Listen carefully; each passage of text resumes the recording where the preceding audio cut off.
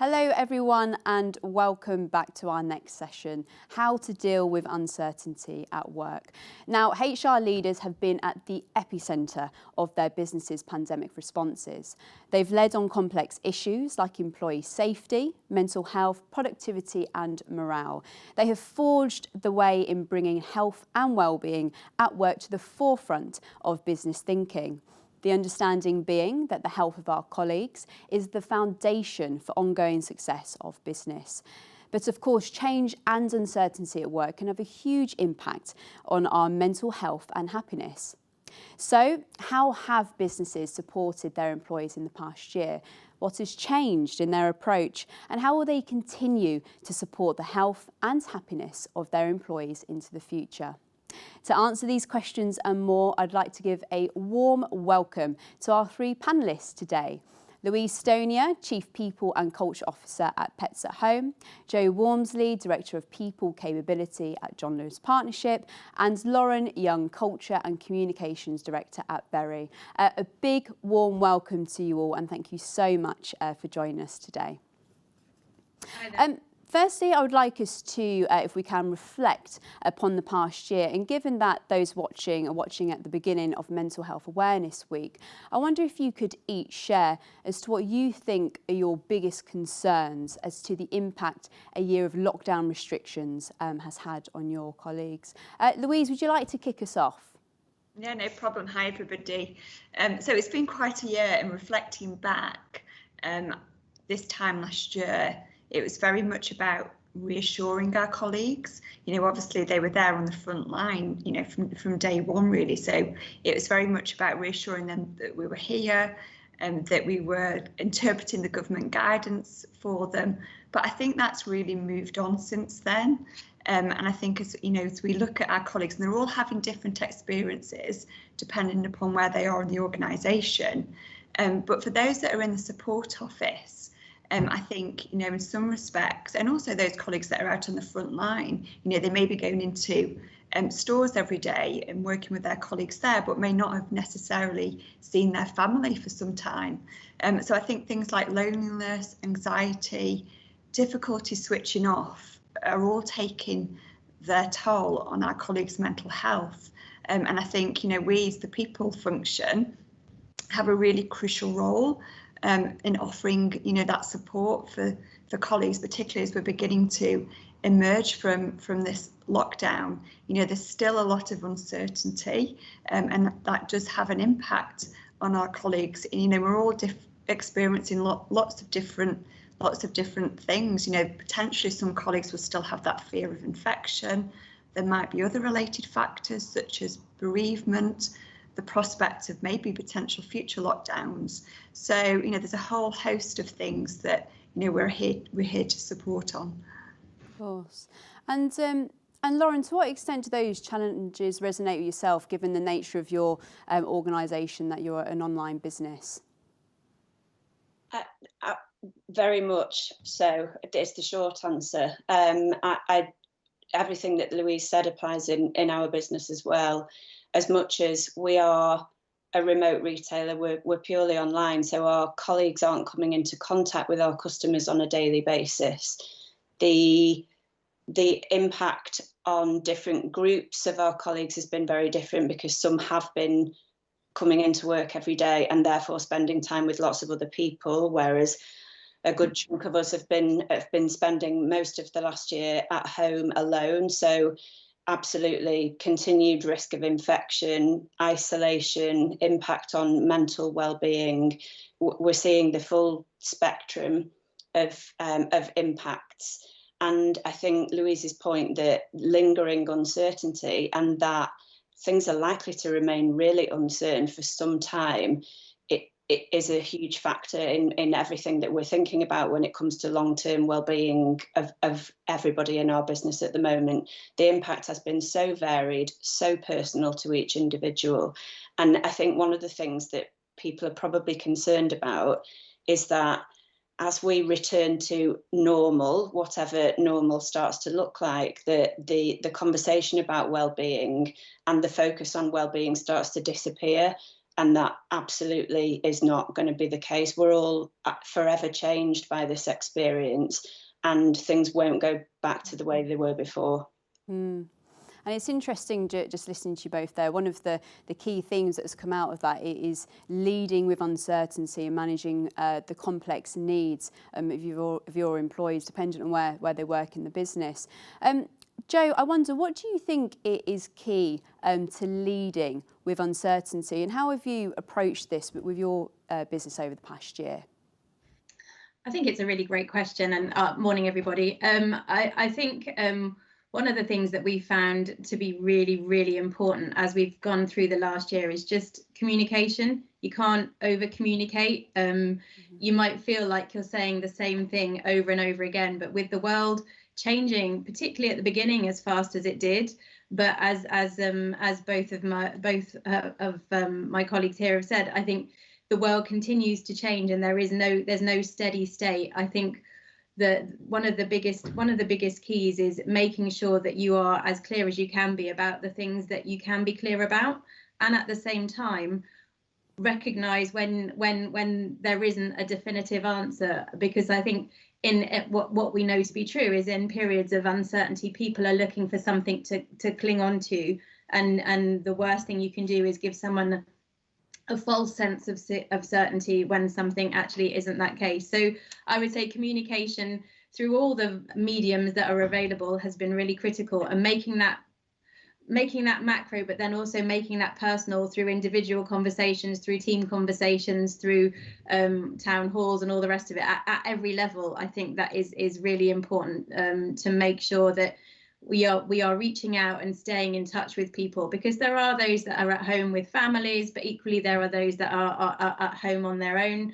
There are those that are working in shops from a John Lewis Partnership perspective. There are those that can't go into shops yet, though hopefully that will be changing very soon. So I think it's about recognizing that we don't have a homogenous population, and making sure that however we can contact and stay in touch with our people is done in a way that's relevant for them. Yeah, no, that's really interesting. And just building upon that point around managing those complex needs of employees. Lauren, usually the role of the HR team is to treat everyone equally and fairly. How else did you approach this internally in terms of managing those complex needs of your colleagues? It's been a long 12 months, hasn't it? And I was thinking back to how we went into the pandemic and our approach at the beginning, and how it kind of differed and how it's shifted as we've worked through. I guess phase one was really about protecting everyone's physical health. So putting procedures in place to keep those colleagues who were having to continue to come on site safe, and making sure that we were also at the same time setting up those colleagues who are desk-based to work safely from home. And obviously that required hugely different things for those different populations. So very much approaching the two groups differently, of course. As we kind of moved through the very early rush to safety at the beginning, I guess the next phase for us was about starting to open up the conversation more about resilience and mental well-being, and making sure that all of our colleagues felt supported in that. And again, the delivery of all of that has had to be different, because different colleague populations, different access to technology, all of those things. So while we moved as much online as we possibly could for everybody that was working from home, we had to think about how we were going to deliver a lot of that support in person safely to colleagues in our fulfillment centres and our photo studios and so on. And that's been the approach that we've taken throughout. It is to tailor the approach to the audience and to the different need, and the needs, of course, have been different.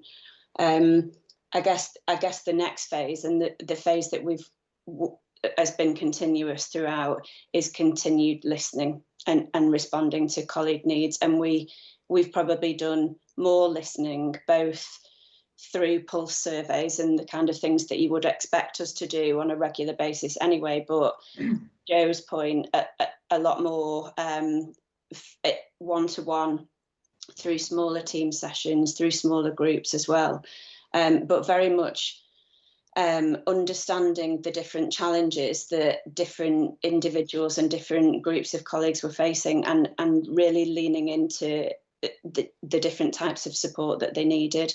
So, you know, our colleagues on site have needed very different things throughout. So, you know, things like travel allowance putting in place because public transport was less available and less frequent. Colleagues working from home have needed support in setting themselves up differently, and so very, very different approaches to different groups. And just picking up on those challenges over the past year, Louise, I'd be interested to get your thoughts, but do you think there are now a new set of challenges that business have to contend with that perhaps weren't there prior to COVID? It's a really interesting one, isn't it? Because, you know, in some respects, that kind of whole digital journey that was happening before COVID came along, you know, we've all seen it accelerate massively in the way that, you know, we're working at the start. I mean, we didn't have any function to be able to work remotely, which seems crazy when you sort of look back, but within 2 weeks, you know, our IT department were amazing, got us all set up. And I think, you know, for us, particularly for our support office colleagues, we want to make sure we take all the best bits out of the past 12 months and build that into, you know, how we move forward. And that's a challenge within itself, is just working our way through that and managing the expectations, you know, of everybody. And we're almost at that point where we want to define that end game and work our way back from that piece. And then the challenge is then phasing that in. You know, there's still a lot of uncertainty. We've just talked about that. So I think that's still an existing challenge that we've got. It's just how we move forward with that. In terms of stores, I think it's going to be a really interesting one because, you know, we've been open from the start and we've seen different phases in terms of how customers have reacted. So, you know, the very start, colleagues on the front line were very much the heroes. You know, we were there right at the beginning, you know, helping, you know, for us on pet care, you know, helping to feed the nation's pets. And then that kind of mood sort of changed along the way. People have got very frustrated with lockdown. We've seen lots of different reactions to our colleagues. And I think that's been really difficult. And I think that poses potential new challenges along the way, particularly as we then start to factor in vaccinations and how are customers going to feel about, you know, vaccinations, you know, what's going to happen there. We can see a change of kind of mood from customers at this point already. So I think, you know, there are continuous challenges that we've seen which will continue, but new ones as we layer in some more of these, you know, new things that we're seeing. Of course. And if we think then about moving forward and where we are now, we're more than a year on since the world heard the first mentions of coronavirus. In the UK, the vaccination programme is gathering quite a pace, and alongside the government's announcement of the roadmap to freedom, so businesses can get back to some sort of normality. But I'm interested to learn more how you will be addressing those future wellbeing needs of your colleagues. Jo, do you think the pandemic has had, in some respects, a positive impact on businesses' approach to health and wellbeing? I would say, yeah, for sure, because actually I think what it's done is really raise the topic of health and wellbeing up the agenda. I think many businesses, the partnership included, had an existing approach and strategy on health and wellbeing. But at the same time, it was probably one of those that was seen as a nice to do rather than potentially a need to do from a commercial perspective. I think what the pandemic has done is absolutely bring it front and centre. The health and well-being of the people that work in our organisations is critical to the success of our organisations, whether that's people who are customer facing and who are coming into contact with the people that pay our bills day in, day out, or whether that's people who are working behind the scenes in the supply chain or in offices to make that customer experience as good as it can be. And I think what we've seen is a real demand from collectively across leadership and across the employee base of our organisations to say, hang on a minute, what are you doing? What support can I get?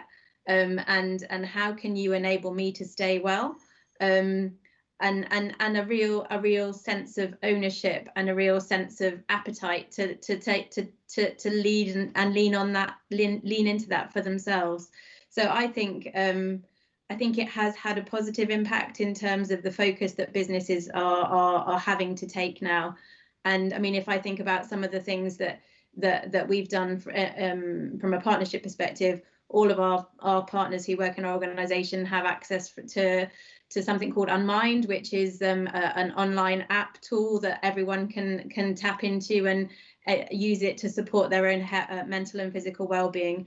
We've got internal support teams that our partners can call if they're feeling anxious or stressed. We've got we provide counselling, all of those kinds of things, but also we provide very practical kind of the 5 ways to drive your own well-being, real practical tips and tools that actually, I mean, it's ironic, but what we're seeing is the more you talk about it, the more people use it, and it's really driving a real positive emphasis. And if I think about one of the other main concerns we have organisationally as we go forward, it's about burnout and fatigue. And I think everything that we can do to help people take control of how they are responding to the world around them, not just the world of work actually, but the world in totality, that has to be a good thing.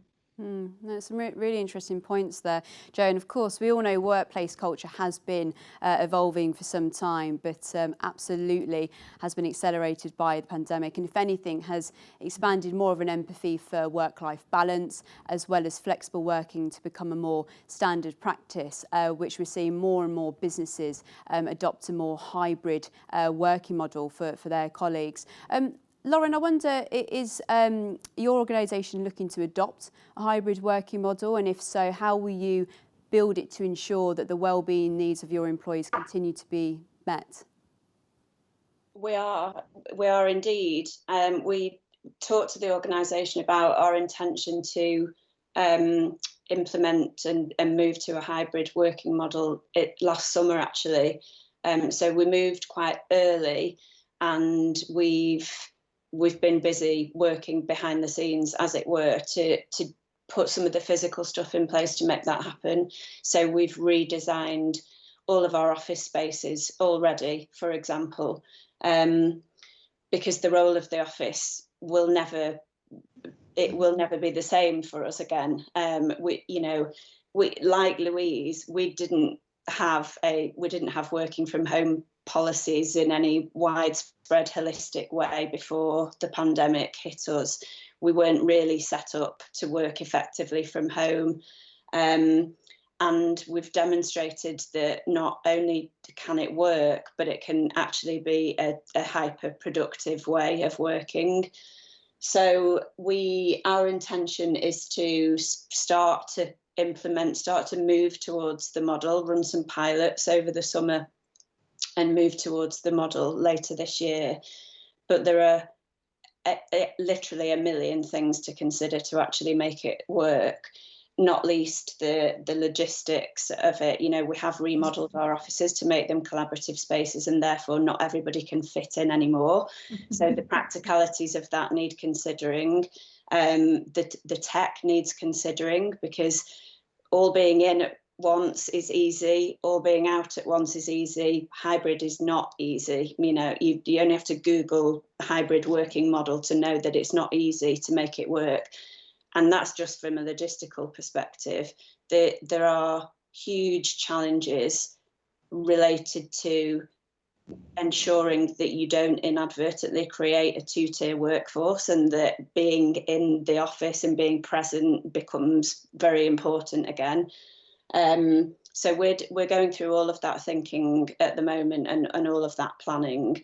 I think that we're quite clear on the principles that we want to work to, and that it's entirely based around trust and empowerment and flexibility. And our role is to put in place the underpinning things that support that. So really good performance management, really good digital tools, upskilling everybody on how to use them really effectively, because we've rushed into this way of working. There are a lot of kind of hygiene factors that we need to catch up on with ourselves, but we're absolutely sure that it's the right model for our business as we move forward. And our colleagues have told us that it's what they want. You know, we've of course got the spectrum of people who want to be in all the time, people who'd rather, you know, be able to move a little bit further away and not come in very often. And we're really hopeful that we can build a model that works for everybody and that it will kind of balance itself out somewhere around 50-50 for the majority. So we get the best of both worlds. Yeah, and it's brilliant that you say there, Lauren, that you've listened to your employees and it's based on what your employees are saying to you. And Louise, just coming to you next, because it's fantastic hearing of all the initiatives that you're looking to launch over the coming year to support the wellbeing of your colleagues. But perhaps one of the risks for businesses is doing too much and actually not knowing how to prioritise. So, Louise, how can businesses really ensure they are listening to the needs of their employees and being able to tap into those insights? Yeah, that's a really good point, because I think at first we were guilty of doing too much. So in those first 3 weeks, it was great because we did daily videos out to colleagues, and that was really key for them, because that was the bit that they wanted to see. They wanted to see me, they wanted to see the CEO, and they wanted to know that we were here. But then on top of that, we layered in, I think we were doing something like weekly wellbeing newsletters, and, you know, a whole myriad of activities on top of it. And actually, through listening to our colleagues, you know, we realised they wanted less but more substantial wellbeing items, and actually less videos. So after kind of the first couple of months, we've dialed back the videos. We do them on a weekly basis, and our wellbeing activities we've kind of really scaled back, but they're much more meaningful. So a couple of things that we did, and when we did a wellbeing survey, the first time that we've done that, got a huge amount of insight from the organisation. And part of that was really understanding and defining what our role was as an employer, what the role of the team was on wellbeing, but also what your role as an individual was, and then how could we help that. So it kind of made us take a step back. And now we've got those 3 buckets. It's been really helpful to kind of put the different tools that we've got into each of those, and we know that they resonate with colleagues. So we're checking back in, you know, to make sure that we're following, you know, what they want us to do. But that's just helped us to define those 3 wellbeing commitments. It's really helped us kind of just to supercharge, I think, the impact that we're having from the initiatives that we roll out. One of the big things that they asked for was mental health first aiders. So we've always had wellbeing champs for the past couple of years in our stores, but wanted that extra layer of, I would say, education that the mental health first aider brings. So we're just about to start rolling that out with our people partners and area managers, but that was on the back of feedback that we got from our colleagues. So it's really key just to keep on touching base, just to see what's working, what's resonating, to make sure that you're getting the value from where you put in your time as well. Yeah, definitely. And one area I do want us to touch upon is how HR departments have been at the epicentre of the pandemic, and a lot of our audience watching will be those working within the HR team. So I'm interested to get your thoughts as to whether you think the role of HR has changed as the result of the pandemic, and if so, what would your advice be to those working within the HR teams? Jo, would you like to give us some thoughts on that? Yeah, I think the role of HR has shifted in the context of through the context of the pandemic. I think where, of course, there have been commercial implications of the COVID situation, but the success or failure of a business has been driven through its people and our ability to keep our people working as safely as possible with the right tools and the right equipment to be able to do the job that they do, whether that's a delivery driver to somebody's house or whether that's somebody who is serving food in the canteen in one of the offices, whatever it might be. So I think that the focus on how we can support our people to be the best they can be has really been front and center. I think with all of the legal and regulatory changes, I think naturally, particularly at the beginning when we were going through furloughing and all the rest of those things, it was incumbent on the people team to be able to understand, interpret and advise the organisation on the implications of that. And there's massive commercial value is the wrong word, but there is a massive commercial driver to making sure we do that, and we do that right, and we do that properly, because it will benefit the business. But this is also public funding that is effectively paying for this, so we've had to make sure that we are making the right choices and using that money well. I think that to the point of earlier on, the agenda is shifting slightly to making sure that we have the right health and well-being principles in place, to thinking about how we can encourage greater levels of flexibility, and on the back of that then driving a real inclusive agenda, because I do think there has been some shifts actually in the opportunity that working more flexibly enables us to have organisationally from an inclusivity perspective. That we are yet to start to look into. So I think that the people elements of the business agenda have been dialed up, and now is the opportunity for the people teams, the HR teams across the world actually to step in and to build from the platform that they've been given now. Yeah, definitely. And just picking up on those points. Lauren, no doubt there's been a lot of pressure put on the HR teams in the past year, and arguably in the future as well. Did you put any additional measures or support in place for those working in your HR teams? I wouldn't say we've put in place additional measures for the HR teams. I think most of our cross-cutting functions would say that the pressure has definitely increased over the last year. But as a retailer that was deemed essential right from the start, we've been open throughout. I think all of our teams would say that they felt enormous increased pressure.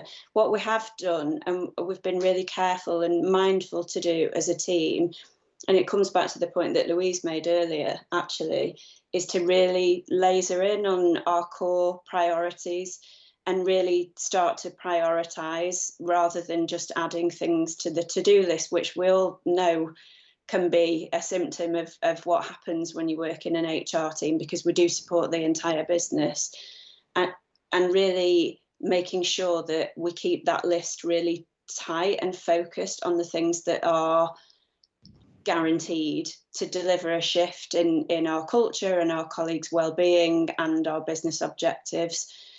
We've done that in large part for our team's benefit, but also to make sure that we've continued to get cut through as a team. Mm-hmm. I completely would echo the point that Louise made earlier, that in the early stages of the pandemic, we tried to do an awful lot, and people just didn't have the capacity to take quite a lot of what we were putting into the organisation. So we've really pared right back and focused on the things that add real value.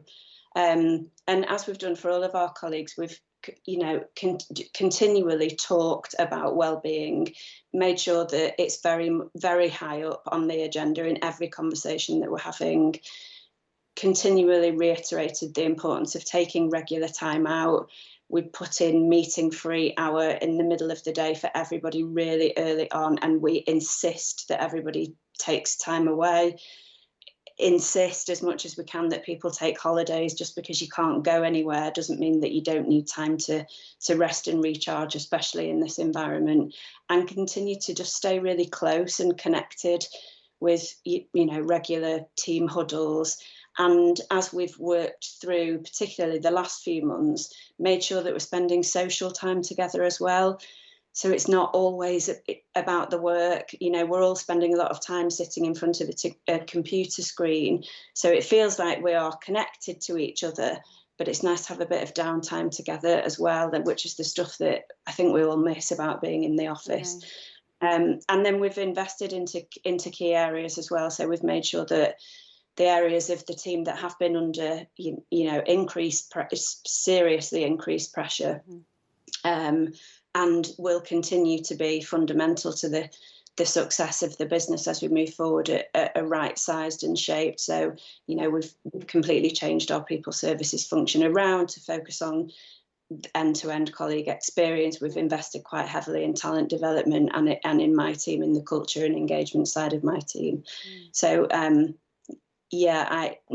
I guess differences to how we've worked with the rest of the business, but also very similar experiences in a lot of ways to most of our desk-based colleagues, I think. Yes, of course. And well, we're nearly out of time, but one last question, and I'm going to come to you, Louise. It's the $1 million question. Do you think the role of HR has been reinvented forever as a result of the pandemic? It's a great question. I do. And after hearing what Joe and Lauren just said, I think if I kind of reflect back, I think the pandemic's almost put the human back into human resources. We've talked about, wellbeing being right at the centre, the people team, being right at the centre of the coronavirus crisis. And I just don't think that is going to change going forward.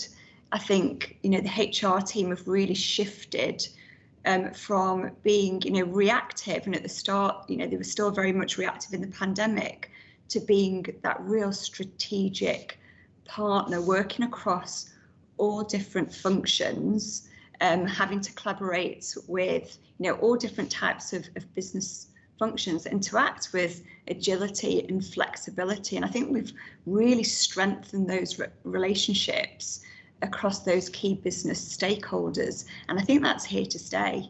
I don't think that will be moving back at all.